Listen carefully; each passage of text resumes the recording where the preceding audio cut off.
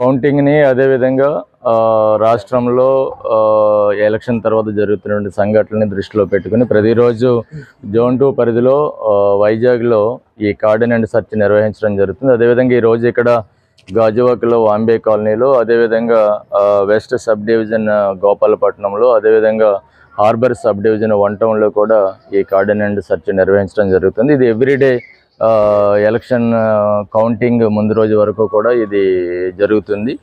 అదేవిధంగా ఈ cordon and సెర్చ్లో భాగంగా ఎవరైనా ట్రబుల్ మాంగర్స్ కానీ, సస్పెక్ట్ సీట్స్, రౌడీ షీటర్స్ అందరినీ కూడా వెరిఫై చేయడం జరుగుతుంది.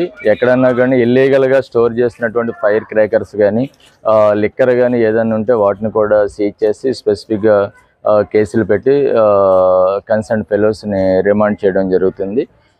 అదేవిధంగా ఎక్కడా కూడా కౌంటింగ్ రోజున ఎటువంటి ర్యాలీలకు కానీ వీటికి కానీ ఎటువంటి పర్మిషన్ లేదు.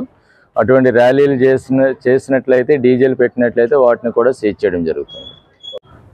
ఈ కౌంటింగ్ని దృష్టిలో పెట్టుకొని, అదేవిధంగా ఎలక్షన్స్ తర్వాత రాష్ట్రంలో జరుగుతున్నటువంటి పరిణామాలను దృష్టిలో పెట్టుకొని కౌంటింగ్ ప్రశాంతంగా జరగాలి, ఎటువంటి హింసాత్మక సంఘటనలు జరగకుండా చూడడం కోసం విశాఖపట్నం జిల్లాలో ఈ జోన్ 2 పరిధిలో చాలా చోట్ల ప్రతిరోజు కార్డన్ అండ్ సెర్చ్ చేయడం జరుగుతుంది. అదేవిధంగా ఈరోజు ఈ గాజువాక లిమిట్స్లో ఉన్నటువంటి వాంబే కాలనీలో కార్డన్ అండ్ సెర్చ్ చేయడం జరిగింది.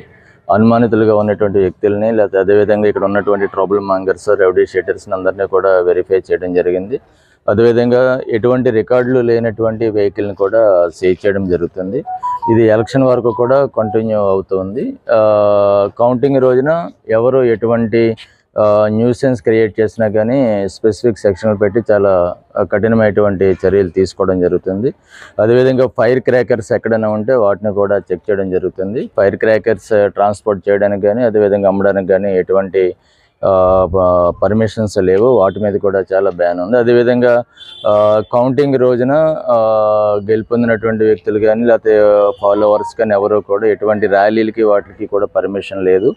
ఎవరైనా డీజేలు పెట్టి ఇవన్నీ చేసి ర్యాలీలు కానీ చేసినట్లయితే తప్పనిసరిగా డీజేలు అవి కూడా సీజ్ చేయడం జరుగుతుంది. సో పీస్ఫుల్గా టోటల్ ఎలక్షన్ ప్రాసెస్ పీస్ఫుల్గా కంప్లీట్ చేయడం కోసం సిపి గారి యొక్క ఆదేశాల మేరకు ఈ కార్యక్రమాలన్నీ కూడా నిర్వహించడం జరుగుతుంది.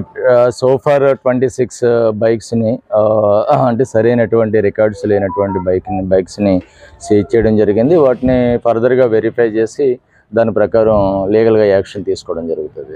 ఏం జరగలేదు. ఆల్రెడీ జోన్ 2 పరిధిలో 4-5 చోట్ల సీజ్ చేయడం జరిగింది. అదేవిధంగా ఎక్కడైనా లిక్కర్ కానీ ఇటు ఏదైనా స్టోరేజ్ ఉన్నా కానీ అది కూడా సీజ్ చేయడం జరుగుతుంది. ఇది